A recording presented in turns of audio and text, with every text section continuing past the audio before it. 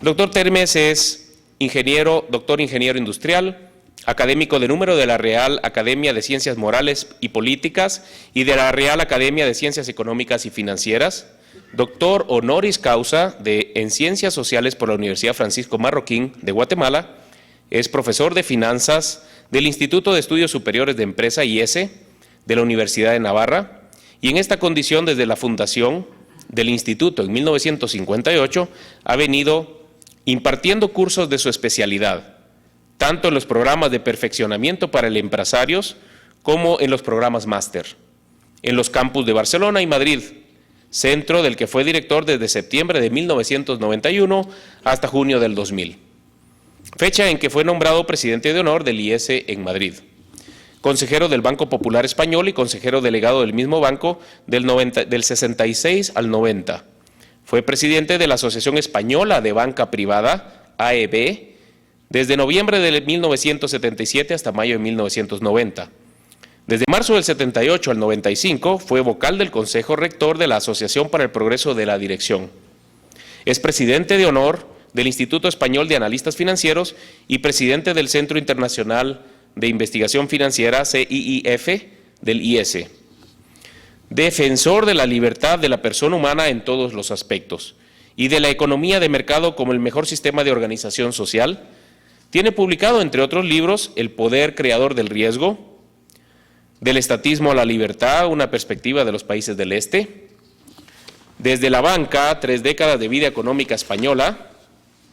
En esta obra, en 2 volúmenes, se recogen debidamente sistematizados trabajos sobre la información financiera, la crisis de los años 70 y sus consecuencias, la política fiscal y la política monetaria, el sistema financiero español, la empresa, la banca y la economía y la ética. Posteriormente ha publicado Antropología del Capitalismo, un debate abierto. Esto lo publicó en 1992. Yo aquí hago un paréntesis, quiero decir que tengo la versión original de esta obra, Antropología del Capitalismo, un debate abierto, que fue hecha como un discurso de recepción del académico de número de la Real Academia de Ciencias Morales y Políticas. Las causas del paro, desde la libertad, que puede considerarse como una continuación de Desde la banca, ya que recopila bajo un esquema semejante artículos y conferencias publicadas desde el 91 al 96. En ese mismo año dirigió una publicación de un libro blanco sobre el papel del Estado en la economía española, en cuya confección participó un selecto grupo de profesores y expertos economistas. Su obra Inversión y coste de capital, Manual de Finanzas, recoge parte de su experiencia docente en las aulas del IESE. En 1999 recogió bajo el título Capitalismo y cultura cristiana las intervenciones de diversos autores, españoles y extranjeros, en los encuentros interdisciplinares sobre cristianismo y cultura contemporánea, que él mismo organizó y cuyo contenido presenta al inicio del libro. En 2001 publica la segunda edición corregida y aumentada de Antropología del Capitalismo. Es esta que ustedes ven acá y que está a la venta afuera del auditorio. Rafael Termes ha prologado varios libros, aparte de los que ya han sido recogidos en las obras anteriores. En su página de internet se pueden obtener otros prólogos. Por aparte, el profesor Termes posee, entre otras condecoraciones, la Gran Cruz de la Orden del Mérito Civil, encomienda con placa de la Orden de Alfonso X el Sabio y es caballero de la Legión de Honor.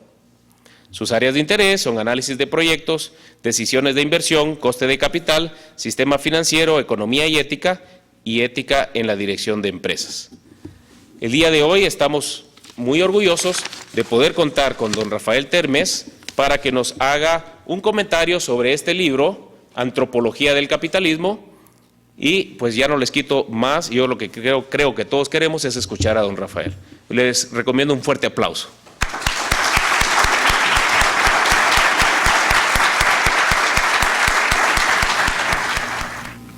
Agradeciendo muy sinceramente a los organizadores de este acto el honor que me deparan presentando ante la opinión pública guatemalteca mi libro Antropología del Capitalismo. El trabajo contenido en el mismo trae su origen en mi discurso, como acaba de decir Ramón, de ingreso en la Real Academia de Ciencias Morales y Políticas, que tuvo lugar en noviembre de 1992. Ya entonces, y desde muchos años antes, pensaba que el sistema de organización, que a falta de mejor nombre, como ya en su día señaló von Hayek, llamamos capitalismo, es el mejor de los sistemas que cabe imaginar. En aquella ocasión declaré que mi defensa del capitalismo, economía liberal o libre mercado, como le queráis llamar, no la hacía en términos de resultados, cosa innecesaria ya entonces y hoy todavía mucho más, ya que era evidente que los resultados de la economía de mercado son mejores que los logrados por cualquier otro sistema.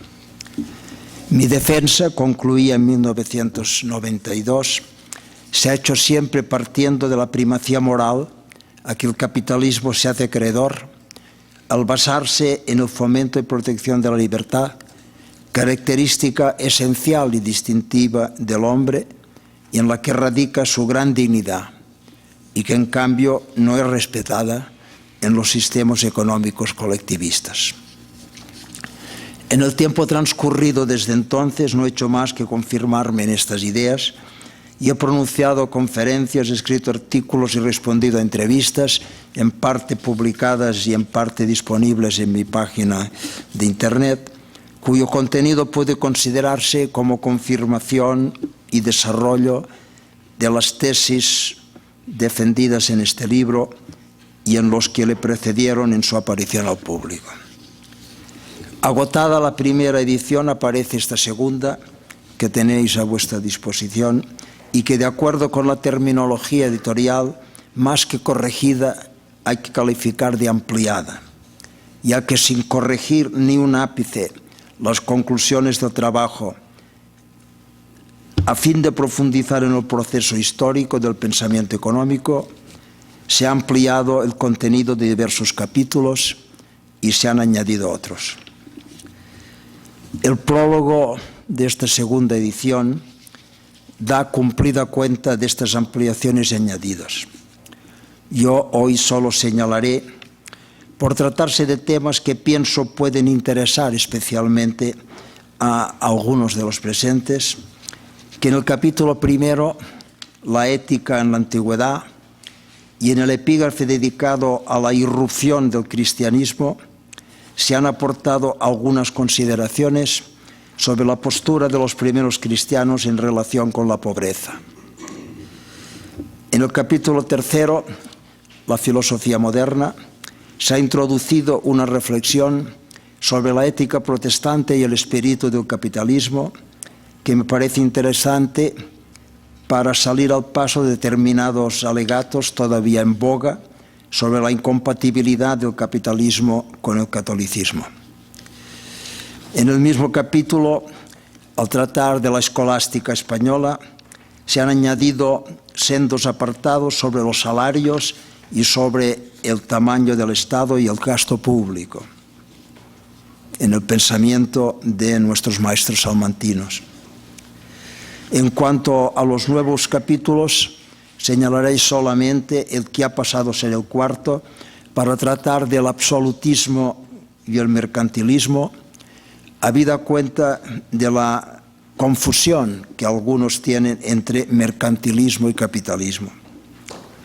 Finalmente, en las conclusiones, se han introducido reflexiones sobre la actitud de algunos cristianos en relación con el capitalismo y sobre la objeción basada en la mal llamada justicia social, profundizando en el sentido de este término en la doctrina social de la Iglesia a partir de su adopción por Pío XI en su encíclica 40º Anno.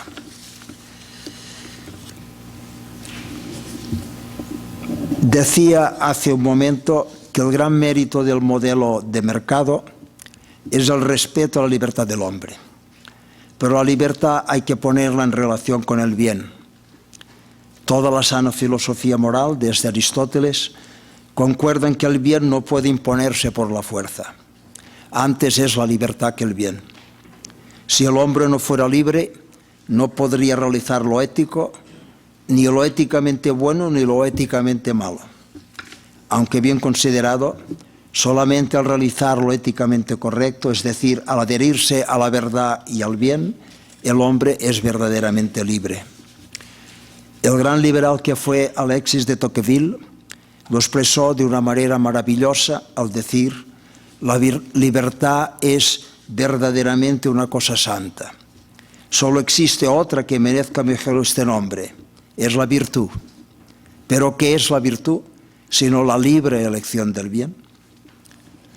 Por ello, aunque el bien no pueda imponerse, es deseable que el hombre sea voluntariamente bueno y que la sociedad de los hombres sea una sociedad éticamente correcta.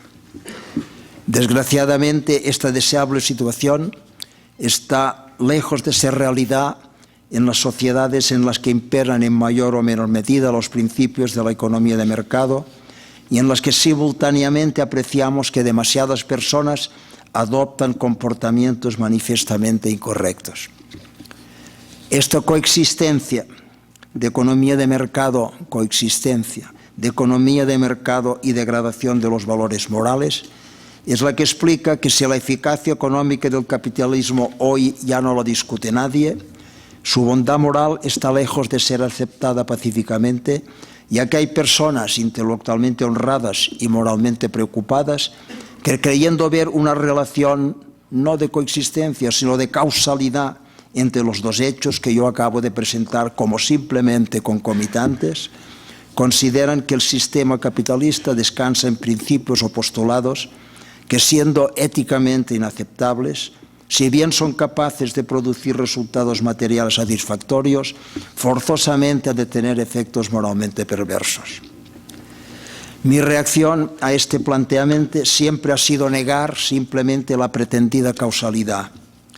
Los vicios y los fallos aislados en los comportamientos individuales, que evidentemente pueden generar estructuras sociales perversas, no son atribuibles al sistema capitalista.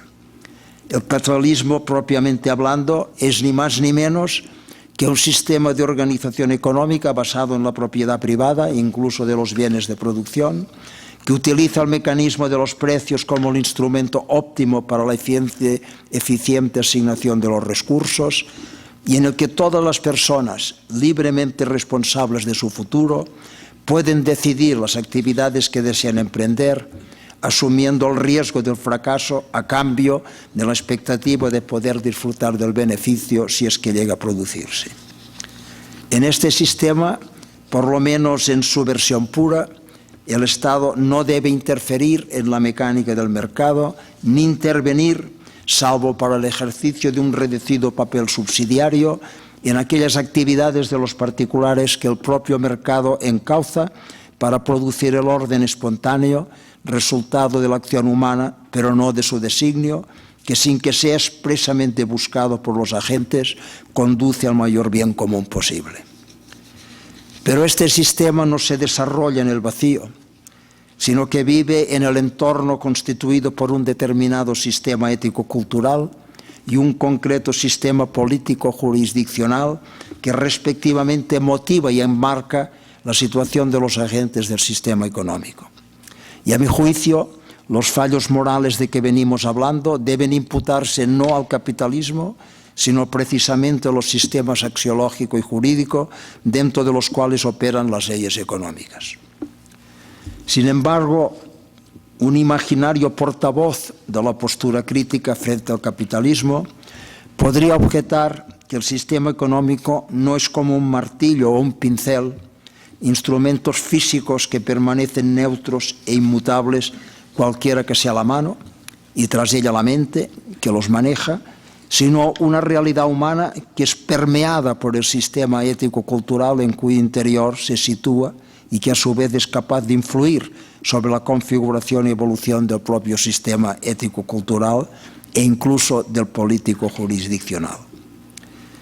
Por ello, seguiría diciendo nuestro personaje, las relaciones entre ética y economía no son relaciones de mera yuxtaposición o coexistencia, sino de interacción profunda, pudiendo ocurrir que ciertas formas de concebir la actividad económica, la competencia, la asignación de recursos a través de los mecanismos del mercado, la creación de riqueza mediante la búsqueda del beneficio, etcétera, pudieran contribuir al fomento de una actitud moral o amoral que desde la economía tendería a difundirse a los otros campos de la vida social.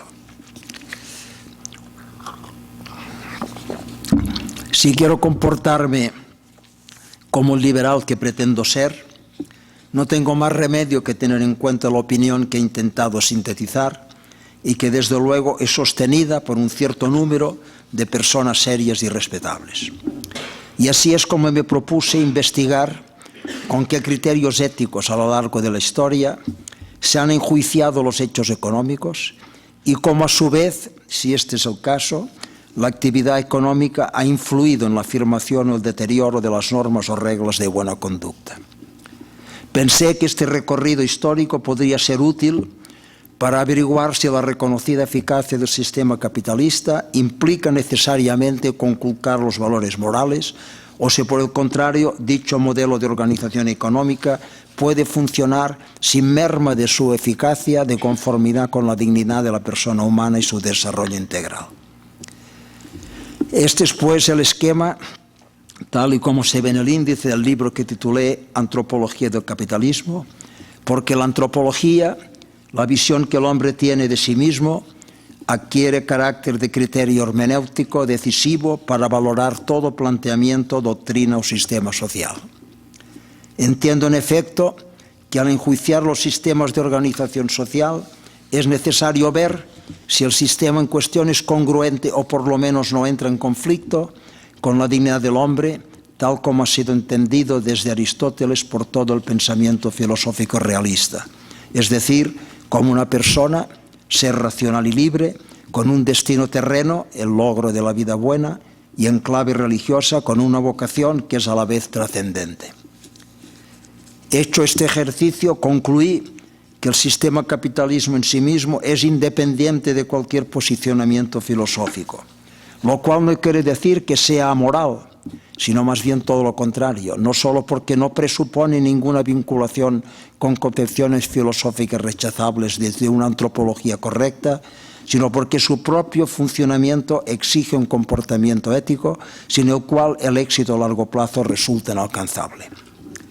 Ahora bien, dicho esto, es preciso afirmar que dada la interrelación que existe entre los sistemas ético, cultural y político jurisdiccional por un lado y el sistema económico por el otro, distintas axiologías y distintas organizaciones político-jurídicas producirán resultados económicos o sociales distintos por la mera operación de las invariantes leyes económicas.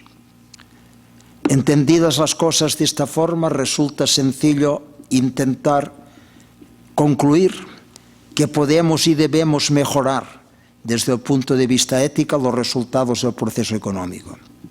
Si queremos que el capitalismo dé sus mejores frutos, no solo desde el punto de vista económico, sino también desde el punto de vista ético, no debemos intentar corregir coactivamente el funcionamiento del sistema económico, sino impulsar la mejora del sistema ético-cultural y del sistema jurídico-institucional para adecuarlos a una antropología basada en la verdad del hombre.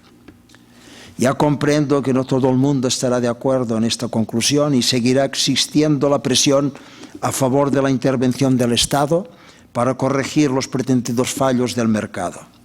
Pero mi opinión es que si los agentes del sistema capitalista operan teniendo en cuenta no solo el valor económico, sino el valor psicológico y el valor ético de sus actuaciones, si toman sus decisiones económicas eligiendo las alternativas en función no exclusivamente del valor económico inmediato, sino ponderando además y sobre todo el impacto que estas alternativas producen en el interior, en el valor de la persona, tanto del propio decisor como de los demás, es decir, en pocas palabras, si conducidos por la prudencia, viven en sus actuaciones todas las virtudes morales, entre las cuales está desde luego la justicia, entonces el sistema de mercado, gracias al efecto del núcleo invariante de las leyes económicas, conducirá a resultados que serán económica y éticamente los mejores posibles. No puedo terminar sin expresar la satisfacción que me ha producido el hecho de que sea la Universidad Francisco Marroquín la que ha asumido la tarea de presentar este trabajo mío al público de Guatemala. La razón de esta satisfacción se deduce de la coincidencia que existe entre las tesis que mi libro defiende y el acervo cultural que inspira la misión de esta universidad, conocida en el mundo entero por la defensa del pensamiento liberal. Misión que, como es bien sabido, consiste en la enseñanza y difusión de los principios éticos, jurídicos y económicos de una sociedad de personas libres y responsables. Misión que queda perfectamente definida en el lema que campea en su escudo: Veritas, Libertas, Justicia. Ya que si los hombres que salen de esta benemérita universidad viven libremente de acuerdo con la verdad, la justicia se dará por añadidura. Pensamiento este último que impregna también gran parte del contenido de mi libro, con el objetivo de demostrar que, a pesar de lo que algunos todavía dicen, no existe contradicción sino coincidencia entre el humanismo cristiano y el liberalismo justnaturalista en la línea del pensamiento de la Escuela de Salamanca, del que desde siempre me siento vinculado. Muchas gracias.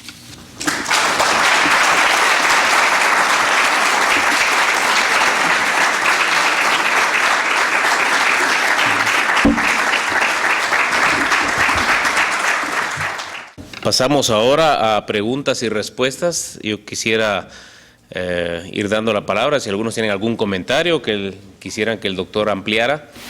A través de esta organización social se privilegia la excelencia humana.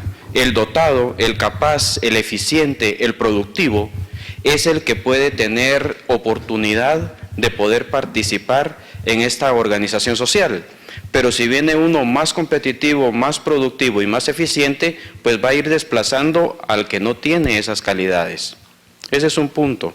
Eso generaría dentro de una organización social un contingente considerable de personas que no tienen la capacidad o el perfil que necesita el sistema capitalista para desarrollarse. Ese es un punto. El otro punto es a los extremos. Y usted también creo haber entendido que reconoce que cuando en un sistema capitalista no se guía a través de la prudencia humana, puede degenerar en extremos que económicamente no generan eficiencia. Estoy hablando del monopolio, por ejemplo, ¿no? Es un caso extremo. Otro elemento que se deriva directamente del sistema organizacional capitalista son las externalidades. Las externalidades que tenemos que padecer los que participamos en una sociedad y no tenemos nada que hacer como agentes económicos en donde interactúan los oferentes y demandantes. Entonces, esas externalidades las tenemos que padecer también.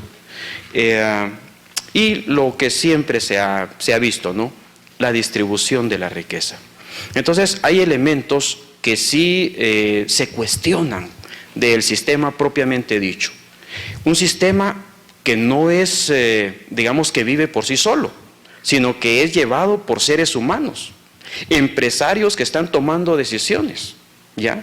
Y que conforman su libertad, pero una libertad que tiene que ser como matizada, ¿no? Matizada, el respetar también la libertad de las otras personas. Creo yo de que esos son algunos de los cuestionamientos que se van formulando y que digo yo, si dejamos a solo los empresarios que un día se pongan a reflexionar sobre lo que es bueno y sobre lo que es malo, pareciera ser de que nos vamos a quedar esperando. Esa sería mi observación. No he oído la última frase. Que me quedaría esperando, ¿no? Porque ellos lo que buscan es la máxima riqueza, claro, yo soy empresario porque busco la máxima riqueza. Y puede ser de que caiga en situaciones extremas, ¿ya? Y que probablemente las vaya a justificar. Solamente, doctor. Bien. Su exposición abarca distintos aspectos. Intentaré, a medida que lo vaya recordando, responder a todos. Lo primero tiene mucho que ver con la pretendida igualdad de oportunidades. Este ha sido siempre el lema de los sistemas colectivistas, intervencionistas, que pretenden que todas las personas pueden llegar a los mismos resultados. Y esto va en contra de la propia naturaleza humana. Los hombres solo son iguales en que han sido creados por Dios y que tienen un destino, lo sepan o no lo sepan, eterno. En lo demás somos completamente distintos. Unos tienen unas cualidades, otros tienen otras, usted mismo lo ha dicho, otros son excelentes en esto, otros no lo son en nada. Pretender modificar la disposición del creador de la naturaleza, si quiere hablarle de esta manera, es por lo menos imprudente o petulante. La obsesión por la libertad por la igualdad, que es lo que predica el socialismo, conduce a la privación de la libertad y no logra tampoco el resultado que ha prometido. Por tanto, entiendo que la envidia igualitaria es lo peor que puede desearse para que una sociedad se desarrolle. En cambio, el estímulo que nace de la existencia de la diferencia es lo que produce el crecimiento. La igualdad solo se hace o solo se logra por debajo, que es lo que hacen los sistemas capitalistas a ultranza. La igualdad por abajo. El sistema creativo, que es el sistema capitalista, el sistema de economía de mercado, pretende que cada uno se sienta estimulado, emulado por el éxito logrado por el otro y pretenda también alcanzarlo. Lo alcanzará o no lo alcanzará, y cada uno es posible que se sienta satisfecho una vez que su vaso ha sido colmado. Puede haber vasos de distinto nivel. Si todos están llenos, todos están satisfechos, aunque no tengan el mismo contenido. Lo otro de las externalidades, pues evidentemente existe, pero las externalidades forman parte del proceso económico y creo que con saber que existen, basta. En cuanto a el comportamiento de los empresarios, que es el ejemplo que usted ha puesto, en que podía poner de cualquier otra persona que actúe en el sistema, porque no todos los que se mueven en el sistema son empresarios, pues cierto, puede causar que el sistema capitalista no dé los resultados óptimos que esperábamos obtener si estas personas, de acuerdo con una axiología correcta, hubieran intervenido en el sistema de una manera distinta de la que un afán de logro o de lucro inmediato les ha llevado prescindiendo o vulnerando las normas éticas. Es evidente que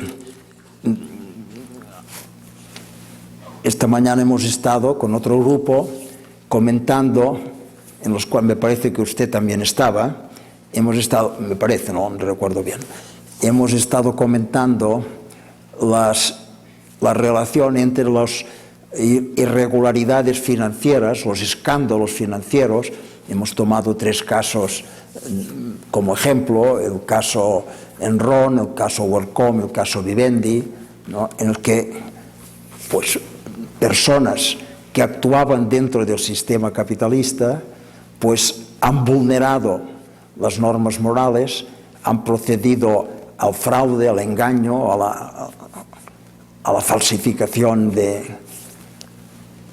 y naturalmente el mercado les ha sancionado finalmente, pero han causado un daño a todas las personas que han sido seducidas por un comportamiento que parecía espectacular y finalmente ha resultado ser falso. Y esta es la culpa de esto, es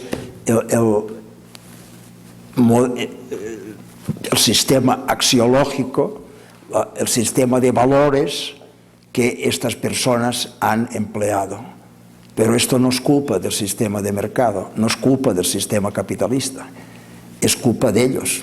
Ellos son los que han hecho el daño. El mercado les ha castigado, pero al mismo tiempo han dañado a muchas personas. Por tanto, para lograr que los frutos del sistema capitalista sean los que todos deseamos, es necesario que exista unas normas de comportamiento correctas a todos los niveles de la actividad económica. Y para el supuesto de que no existan, es necesario tener previsto un código sancionador que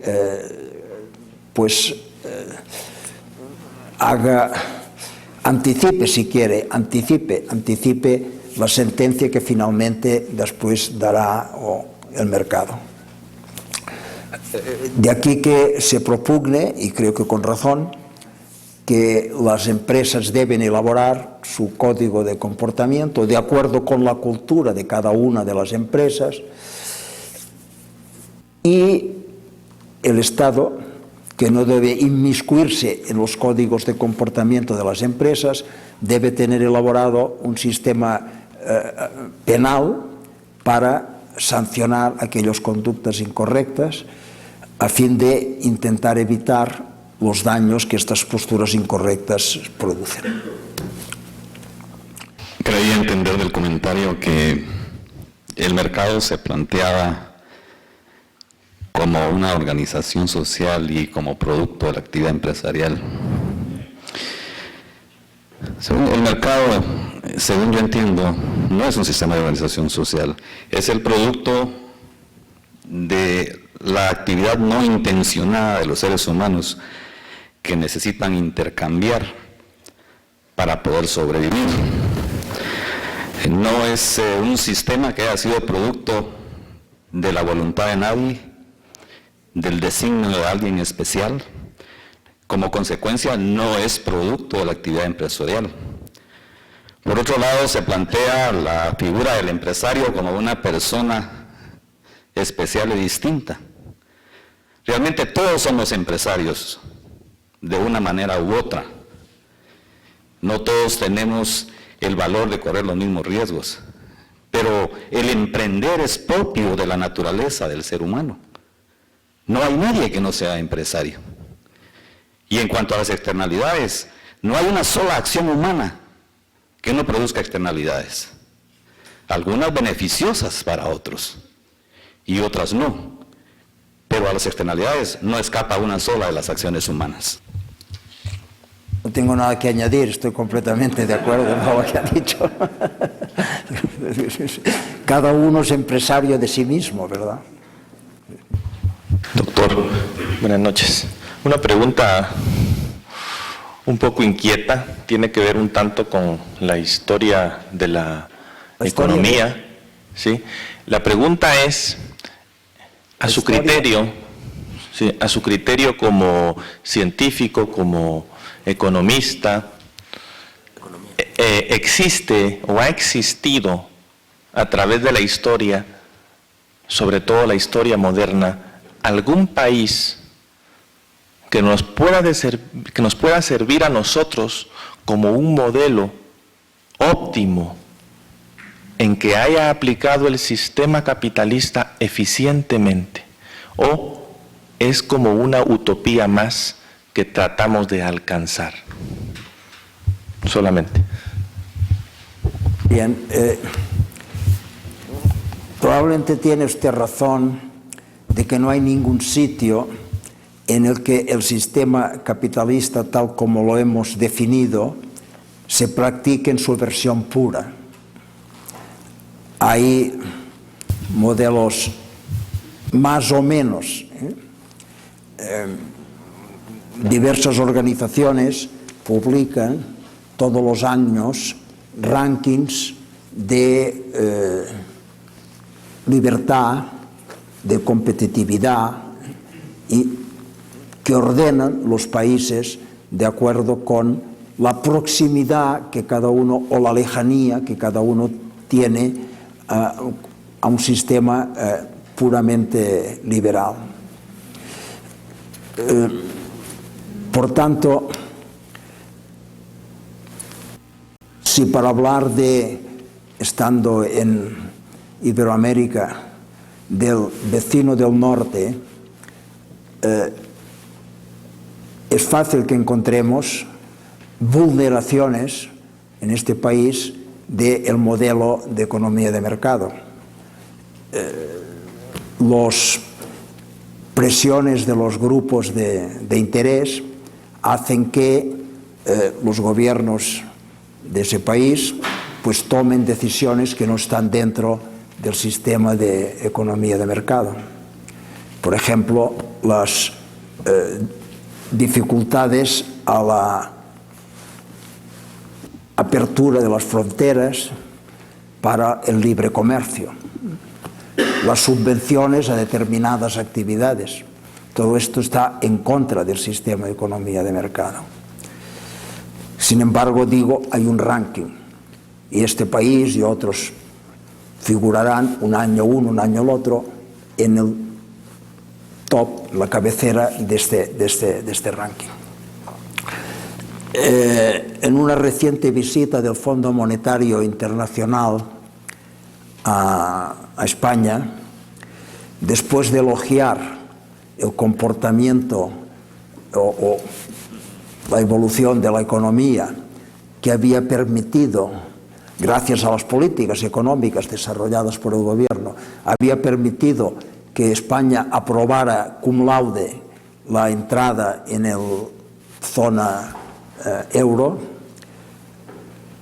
señalaba todo lo que nos falta todavía por recorrer en las reformas estructurales que conducirían a un mayor crecimiento real, una mayor convergencia real, no meramente nominal, sino real de la economía. Y el párrafo del informe que para mí era más interesante es cuando decía estas deficiencias que tienen ustedes las tienen, y tal vez en mayor grado, muchos de sus compañeros de la Unión Europea. Por tanto, no miren hacia ellas, porque no son modelo de lo que tiene que hacer España. Bueno, entonces, si entendemos bien el mensaje, quiere decir que la pregunta que usted hacía, estos países, Guatemala, México, Brasil, todos ellos, no deben mirar hacia Europa, sino que deben mirar hacia el otro lado, hacia arriba, hasta el país del norte, porque, quiera o no, aquel modelo está más cerca del sistema de economía de mercado, que es el que produce los mejores resultados. Así lo veo yo. Con todo respeto, yo no estoy de acuerdo en la conclusión a la que ustedes dos llegaron, en donde hacían un poco de reflexión de las externalidades. Y hay una cuestión teórica de fondo. El sistema, y disculpe que descienda a las cuestiones teóricas, ¿no? El sistema económico de libre mercado se diferencia cualitativamente de otro sistema, y no es porque, ni más ni menos, porque las personas individualmente eligen qué producir, cómo producir y para quién producir. Si en un país no se aceptan estas reglas, se dice de que no hay libre mercado, sencillamente. Bien, pero hay algo más. Precisamente derivado de ese derecho de propiedad que todos tendríamos que tener, hay un elemento generado por un sistema capitalista que también genera deficiencias y por tanto es necesario regularlo, pero no entre solo los contratantes, porque hay beneficios o perjuicios sociales. Ahora quiero hablar un poquitito de lo que se conoce como bienes públicos. Aquellos bienes que son costosos de producir, pero fáciles de reproducir. Y estoy pensando en el software. En los software en donde las personas que crean estos software tienen una inversión para poder producir las medicinas, son otro ejemplo, que generan capital, inversión para producir ese bien. Pero la copia de estos bienes, pues, la tienen y nadie cobra por ello, pues. Es decir, el generador de este beneficio no recibe, o el mercado no le reconoce la bondad que genera un libro, que genera un software o que genera una medicina. Pareciera ser de que por ese otro lado también se necesitaría un ente regulador y no necesariamente entre los contratantes que le haga reconocer a este creador el derecho intelectual, por ejemplo, que ahora está muy en boga en los TLC. ¿Quién tiene que ser que resuelva este problema que usted crea, distinto del mercado? ¿Quién tiene que ser?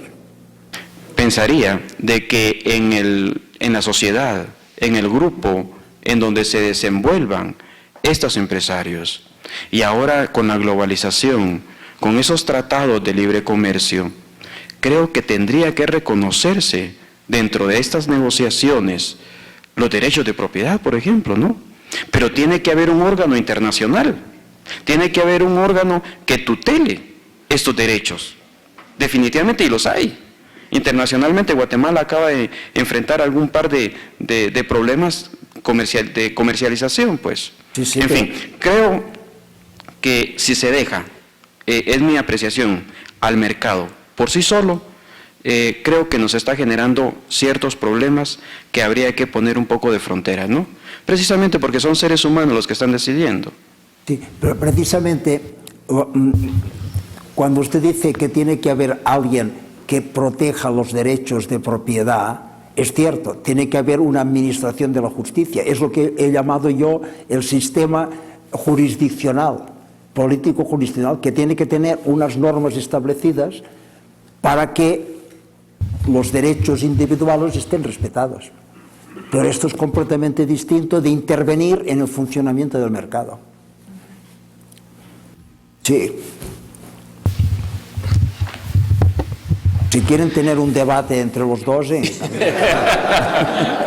parecerá muy... No, en realidad, lo que quisiera aportar es que es de todos conocido de que no puede darse el sistema en mercado fuera del Estado de Derecho. Y el Estado de Derecho se basa precisamente en el reconocimiento de los derechos fundamentales, particularmente la vida, la libertad y la propiedad.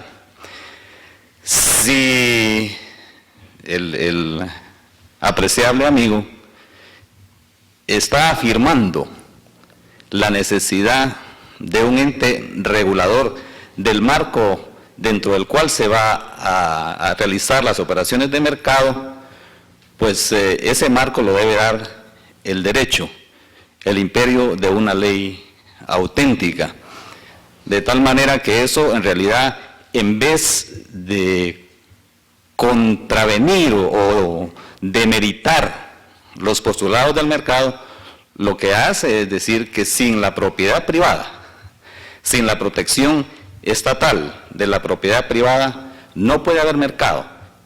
Y si no puede haber mercado, no puede haber progreso. Los hombres necesitamos intercambiar y convivir en paz. Eso solo lo podemos lograr a través de un Estado de Derecho.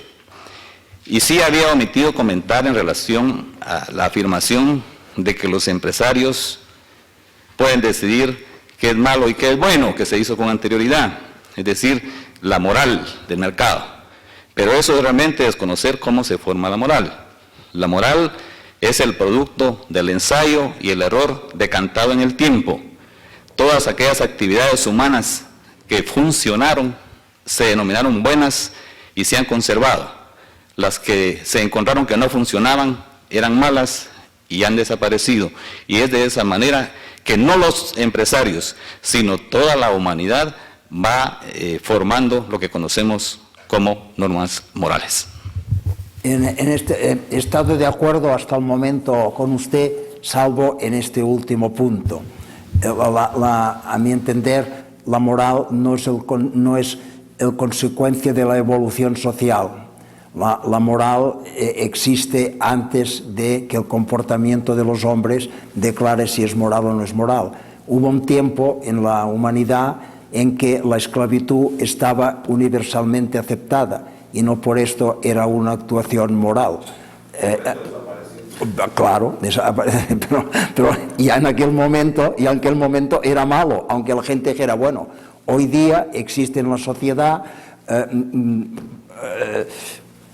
leyes que violan el derecho a la vida y que los contemplamos como aceptables, cuando en realidad son malas. En el único punto en que yo discrepo precisamente de Hayek es en su teoría del evolucionismo social. No entiendo, yo sí comparto esta teoría y descarto la sociobiológica y la racionalista. Como origen de la moral, es decir, yo sí, en ese sentido también disiento de usted. Doctor, ¿hasta qué punto piensa usted que debe intervenir el Estado en esta sociedad capitalista? Porque, por ejemplo, como dijo el señor antes, que hay bienes públicos como la educación y que sin esas herramientas, pienso yo, no se puede lograr el progreso, por ejemplo. Lo que llamamos bienes públicos no quiere decir que tenga que ser de producción pública.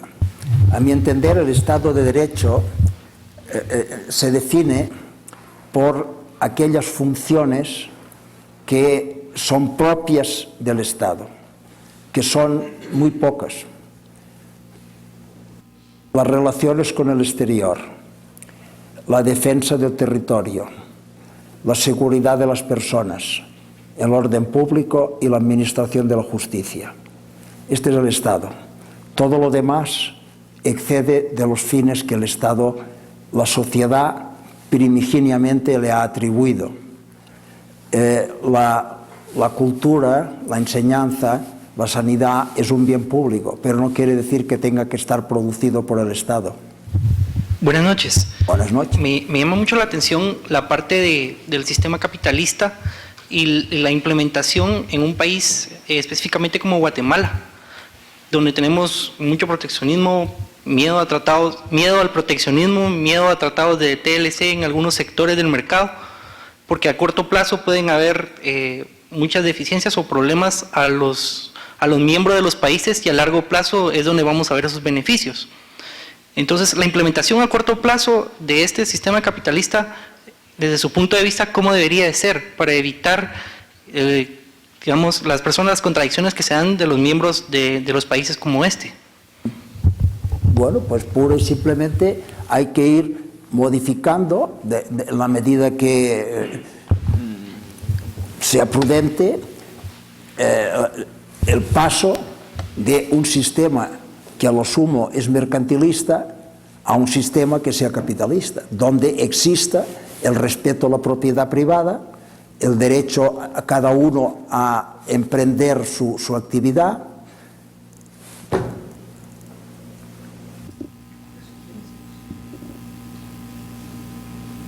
y que el Estado tenga establecidas estas normas que protegen el funcionamiento del mercado, es decir, el respeto a la propiedad privada, a la libertad individual, el respeto a la libertad del otro, que cuando hay conflicto se dirime precisamente mediante la administración de la justicia.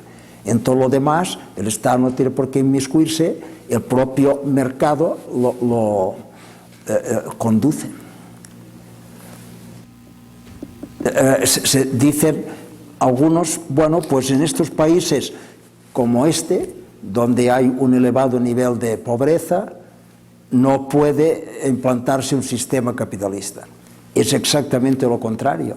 Precisamente porque no ha existido nunca el sistema capitalista es porque estos países están en un nivel de desarrollo inferior al que han logrado otros, donde sistemas más próximos al capitalismo han logrado. Bien, muchas gracias. Vamos a dejar hasta acá. Quiero agradecerles en nombre del Consejo Directivo su presencia esta noche, al doctor Termes en particular, por haber accedido a acompañarnos en esta noche y habernos inspirado tanto con sus libros, con sus pláticas, con sus charlas, con sus consejos. Y para terminar, me voy a permitir leer un fragmento del prefacio del libro Antropología del Capitalismo, que yo creo que tal vez resume toda la intención del libro. Es cada vez más evidente que los resultados de la economía de mercado eran mejores que los logrados por cualquier otro sistema. Mi defensa, concluía, se ha hecho siempre partiendo de la primacía moral a que el capitalismo se hace acreedor, al basarse en el fomento y protección de la libertad, característica esencial y distintiva del hombre, en la que radica su gran dignidad, y que, en cambio, no es respetada en los sistemas económicos colectivistas. Muchas gracias, doctor Termes.